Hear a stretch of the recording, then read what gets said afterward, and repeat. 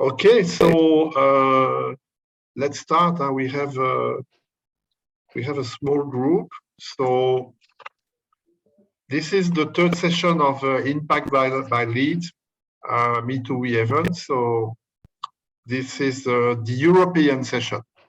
So Sasho is not supposed to be here, but he is here because he's supporting us from Tokyo. We are going to present you together, Julien and myself. We are going to present you our session, which is trying to establish an analogy between a movie, Don't Look Up, and our Impact by Lead group.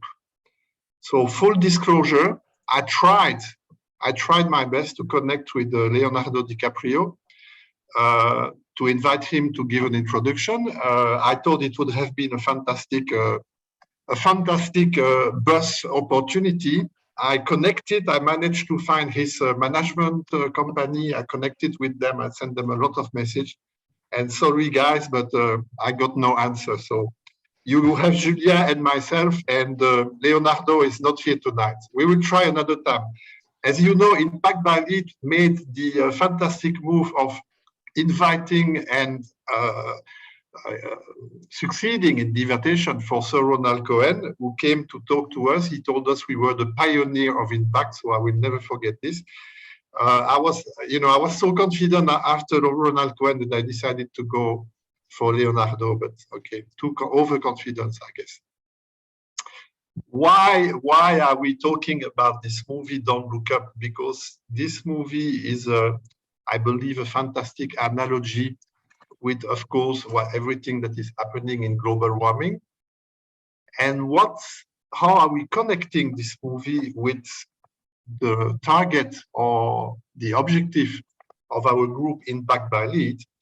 The most simple way to describe the connection would be that we believe that Impact by Lead's objectives and the influence we are trying to put on organization, on our own organization and others, would end up changing the end of the movie, which of course is a very arrogant thing to say, but I will try to develop.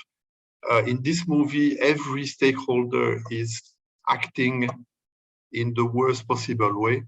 The politics, the army, the government, international organization, the scientists, the media, everybody is doing the wrong thing. And of course, at the end, this is the end of the world. And even worse, you have Meryl Streep who is eaten alive by a bronchosaur, if I remember well. So this movie is showing what happens when at every step of a dynamic, you do the wrong thing. I believe that the way this movie describes the action and impact of organizations is, of course, extremely negative, because you see a guy who is supposed to represent a combination of Google, Facebook, and Amazon, who is really so selfish that he's the one who takes the world to the end. And actually, in Impact by Lead, we're trying to push for a transformation that is the opposite of being selfish. We are pushing for a transformation from shareholder capitalism to stakeholder capitalism. We are pushing for companies to make their higher purpose more important than the search for profit. The profit is to be considered as a way to finance higher purpose. And we are in more detail, we are going after an amplification of the value shared. As you know, any strategy of a company is about value creation and value sharing. Shareholder capitalism means that value creation is made by everybody. Value sharing goes into the pocket of the shareholder. I am a shareholder, so I have nothing against shareholder, but the stakeholder capitalism is a different story. Value creation by all, value sharing to all. And that is an important element of the transformation of what was established by Milton Friedman 50 years ago. And this is called the impact revolution. if the stakeholder, the company stakeholder in this movie had been influenced by the impact revolution and by impact by need, they would have done a better job in saving the planet. So that is the introduction. Julien, I leave you the floor on this one. Yeah, so I think what was important in the movie was, don't look up, so that basically people do not want to see what's coming. Okay, so there is a lot of signs, but people just refuse to believe, refuse to see the signs. And, just to show you, so what we are talking about, what are the signs today? So to be honest, it's not just about global warming and climate, but of course, climate is for sure one of these things. And, there are a lot of signs now, and I've seen this one actually released this week by NASA.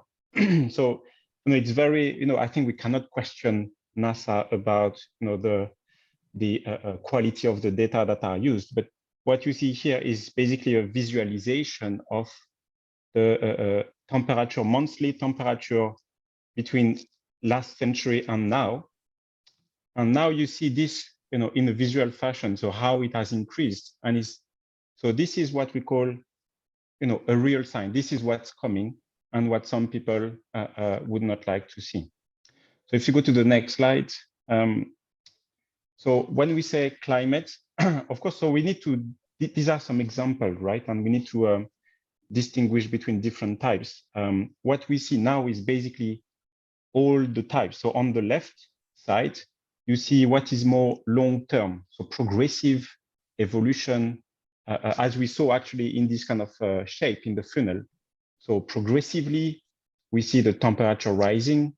Progressively, we see big areas with high level of water shortage, and other areas, with too much water, so that actually their own land are disappearing.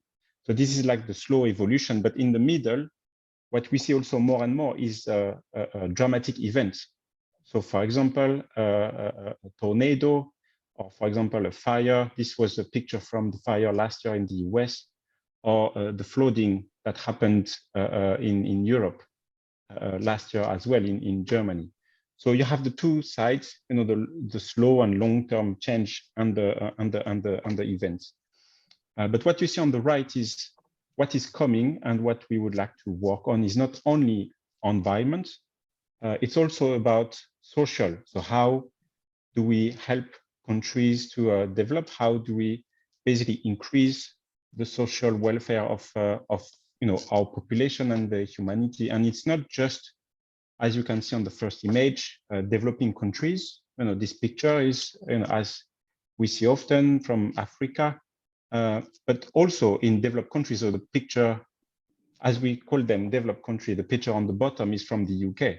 So a food bank in the UK during the COVID crisis last year. So what impact should look at is not only environment, but also the social aspect of the world we live in. So next slide.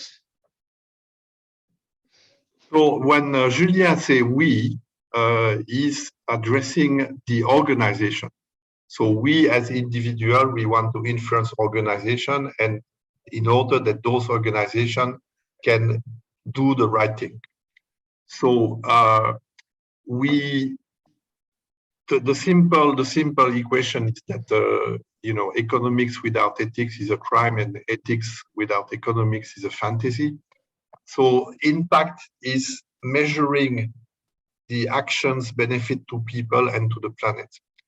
And you have actually a very important first step of the impact revolution, which is addressing the value creation of any organization. And this is where it all starts, actually, because once a company generates an EBITDA of 1 billion euros, and at the same time destroy the environment or whatever for a cost of 2 billion euros, then this company today declare a dividend, an EBITDA of 1 billion. But if accounting rules were corrected to take into account the impact on the impact of the activities of the company on the environment and on people, then the company would end up showing minus 1 billion euro EBITDA. And in this case, would have to change their act, because who is going to invest in a company who has negative EBITDA year after year? So the value creation is the first step of the impact revolution. We want to measure the value, the real value created. This is done mostly by Harvard University. So there is a school of thought which is about changing the accounting rule. Sir Ronald Cohen is one of the representatives of this school of thought. And we at Stanford Lead, we are trying to focus on the value sharing, and we will have example later on, and value amplification of the value sharing. So this is exactly what is, the transformation from shareholder capitalism to stakeholder capitalism. The right measure of the value creation and an amplification of the value sharing.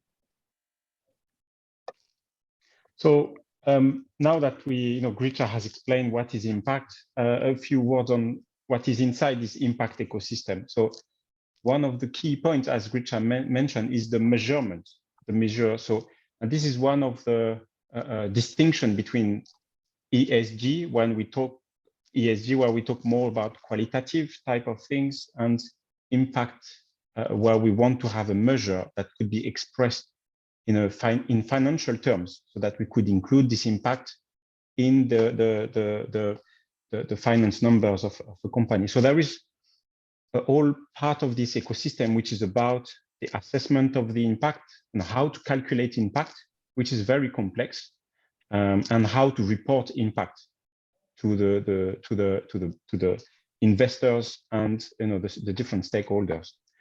So they have key people that started this, as Sir Ronald Cohen, Paul Polman, and this EY initiative from Harvard for impact-weighted accounting rules.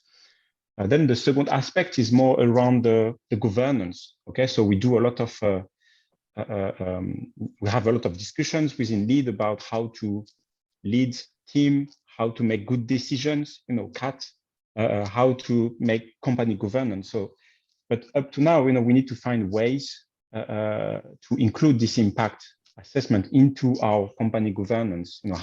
How to make decisions.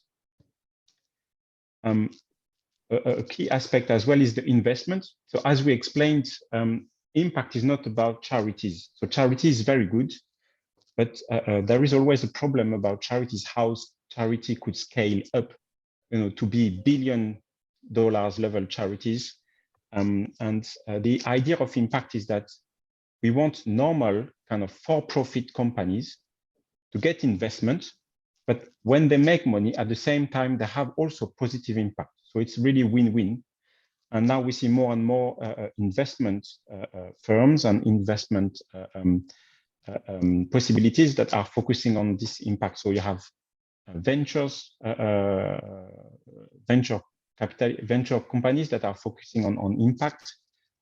Specific bonds have been created. So we have social impact bonds, development impact bonds. So social is on kind of in the developed countries, how to improve social aspect, for example, health or drugs addiction, these kind of things. Development is focusing on in development countries. Green bonds, which are related to environment. And then I will say a word on green bond if you don't mind, Julien. So what Julien just explained is all about creating a virtuous circle, actually.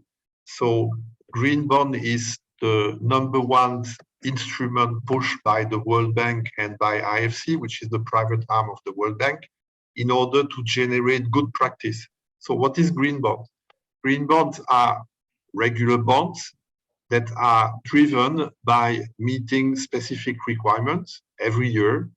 And if the company meets those requirements, which are related to ESG KPIs, they will be able to issue a bond to get to finance themselves at a lower rate than normal.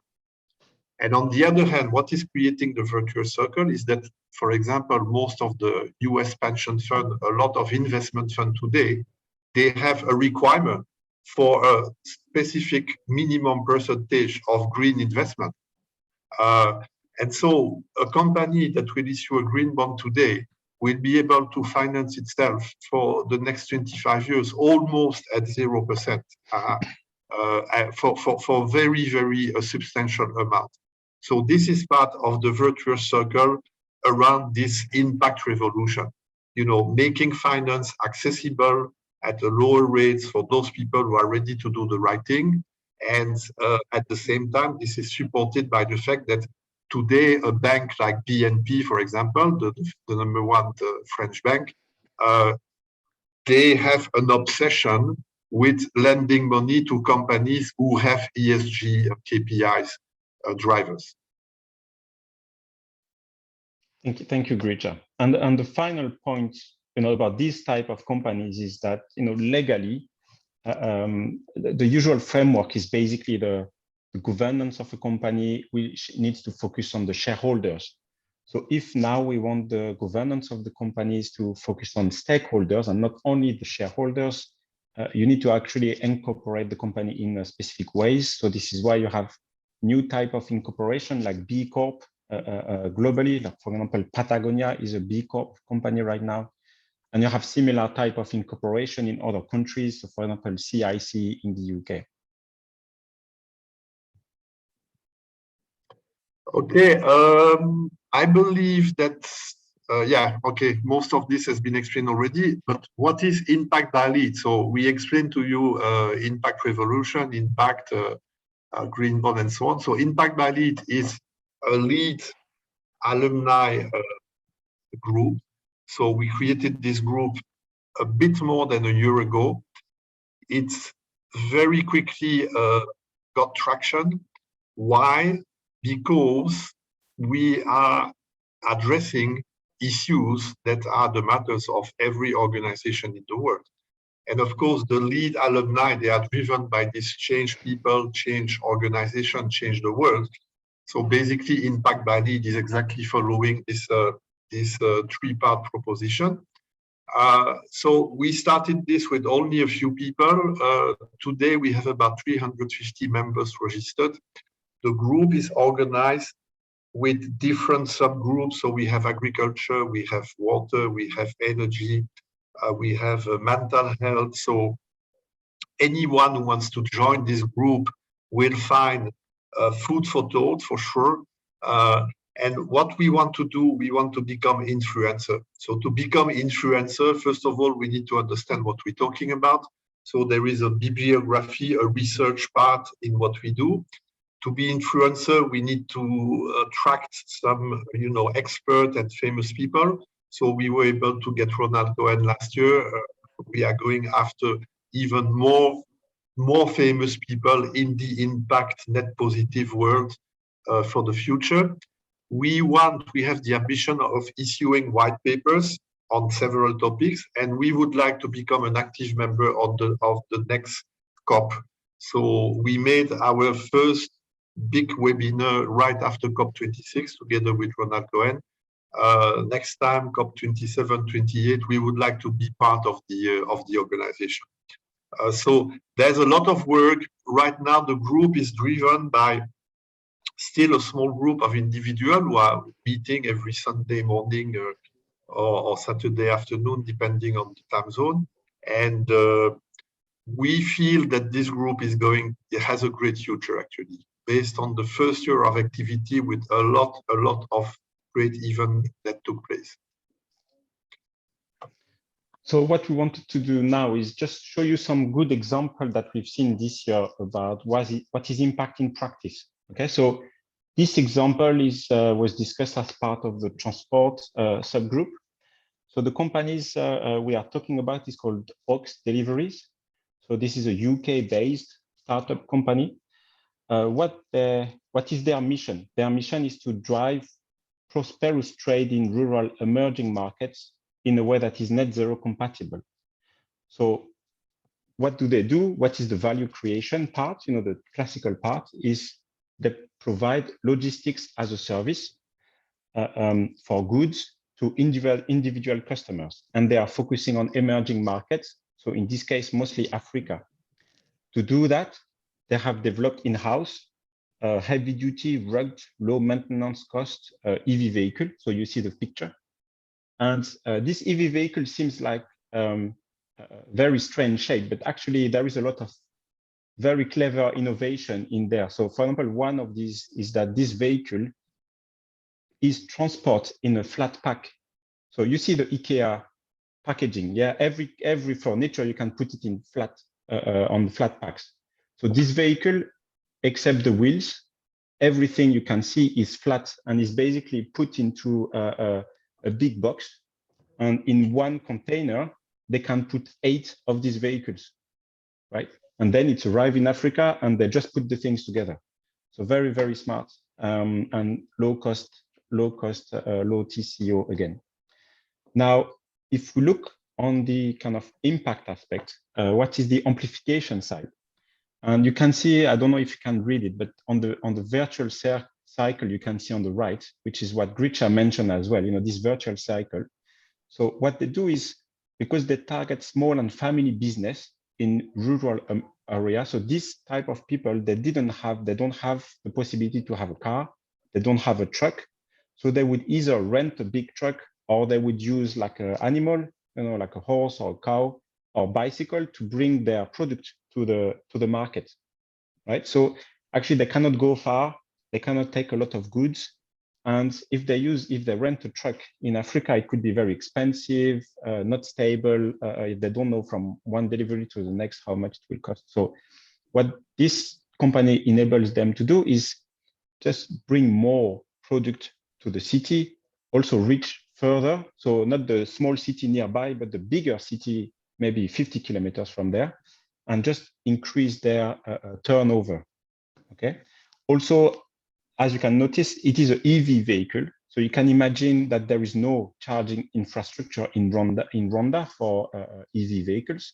So what Ox Delivery is doing is they're partnering with energy partner so that they will build solar panel field next to their depot, and they will charge their vehicle using this solar panel field. And the solar panel, the energy partner installed the solar panel fields because there is a kind of a size which is good enough for them to invest. Once it's there, then they start. Yeah, exactly. They can then start to send energy to the village, etc. So they are starting again. The Ox Delivery helped them to implant to start the business there. And finally, they provide financial trading and marketing service to these small businesses.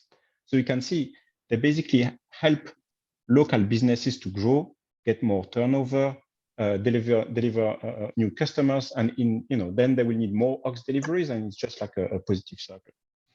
And regarding the value sharing, as I said before, the service they provide is actually lower cost than previous service that was there before. That means that overall, the transport cost is reduced, and so it will reduce the price of the goods on the market. So the value of this is shared with also the customer in the area. So this company is a good example because in terms of impact, they provide a good environmental impact because they replace old, very pollutant diesel trucks in Africa by clean EV vehicles. So you can do a net zero transport. And at the same time, they also help the local area in Rwanda and Africa to grow and have a better social outcome, all the while making money. So this is a for-profit company. So thank you, Julien, for this fantastic example, positive example. Unfortunately, I am going to give you a negative example now, which unfortunately, very unfortunately, is about the sector in which I work. So let me show you. It's a very simple example, but it's a real example. So we're talking about shareholder capitalism versus stakeholder capitalism. let's take the case of one company that I will not name because we are not here to name names. And by the way, it's not my company, but it's a company involved in the cacao and chocolate supply chain from Europe. This company 2 years ago declared a dividend of $680 million. Okay, and this dividend was, of course, sent directly and fully to the shareholder of the company. The shareholder of the company, in this case, they are a very wealthy family, a single family. So in 1 year, they got $680 million dividends. And again, I have nothing against that. You can see the title is about capitalism, so I'm not leaving capitalism. However, to create this value of $680 million, the same company is keeping 90,000 farmers and their family under extreme poverty by underpaying the cacao they use to create the value at the level of $680 million of dividend. So that is a calculation that has been made by a third party that concluded that this company is responsible by underpaying the cocoa for the bad states of 90,000 farmers and their family. They are living in extreme poverty. So what would be an amplification of the value sharing in this case? Well, it's very simple. We have calculated that if they were giving $420 million, they would bring these 90,000 farmers out of extreme poverty. Okay, that is a calculation that is also made by a third party specialized in what we call the living income. So living income around the world is the big problem of the farmers, and not only the cacao farmers. We have seen in Impact Bali that the same situation pre-exists all over the place in the coffee supply chain. But so with $420 million, they bring 90,000 families out of extreme poverty. And they still have 260 million to pay themselves a dividend, which is almost about spending 1 million per day, or let's say 800,000 per day. Where is the amplification? If you finance those 90,000 farmers, hopefully the financing every year is going to end up in them sending their kids to primary school, secondary school, university. And so you also create there a virtuous circle, because those kids of cacao farmers, they become kids of cacao farmers who can finance their studies. And so they are going to get more educated, and they are going to come back to the farm and create a better business, and so on and so on. So I'm sorry to say, because this is my industry, but the entire chocolate, well, not the entire, but almost, the chocolate industry has been building its wealth for decades by keeping cacao farmers under extreme poverty. And this is the 21st century. There was a tentative last year by Ivory Coast and Ghanaian government to increase the minimum living income of the farmers. This tentative was killed in DX by another giant of chocolate, which this time is not European, but is US. The name starts with an H. So Julien, you can take those cases. Yeah, I mean, I think time is running, so it's just to show some example of things we discussed this year. And you can see variety of things: energy, transport, net zero. I think the key point was for COP26, the very good event with quite an exceptional lineup of speakers from Sir Ronald Cohen himself, Professor Neil Malhotra from Stanford faculty, and Emily Murrell from the World Bank. And this kind of discussion between the three was really impressive and enlightening. So yes, I suggest to go to the next slide. Yeah. Yes. So last example. This is a live example of pushing, influencing companies to do the right thing and sharing value. Impact Bali. So the group we have just talking about right now. They have started 6 days ago a fundraiser to help the population of Ukraine. The fundraising is based on 3 strategic pillars: efficient pipeline for donation. So we made it very easy. There is a GoFundMe website. You go there, you use your credit card, and the money is gone. Transparency. So the money does not transit by any of our account. It goes directly to GoFundMe, and from GoFundMe, it will go to the Red Cross International, in charge of dealing with the Ukraine situation. 5 days ago, Red Cross said that they were in need of $109 million to address the situation in Ukraine. So right now we are trying to contribute. Our contribution is a drop in the ocean, but it's an important drop. And the third strategic pillar of this fundraising is a direct community impact. So we are not entering into politics. I mean, those who want to enter into politics can have other tribune to do so. But so here we are focusing on civilians, and our fundraiser has already raised over $11,000. So it's not bad after a few days. And we have another event on the European chapter where we are waiting for about 100 participants. It will be at about 5 hours from now. So we have been a little bit over time. If we still have time for any question, happy to take it. Otherwise, we hope you did learn something within this half hour.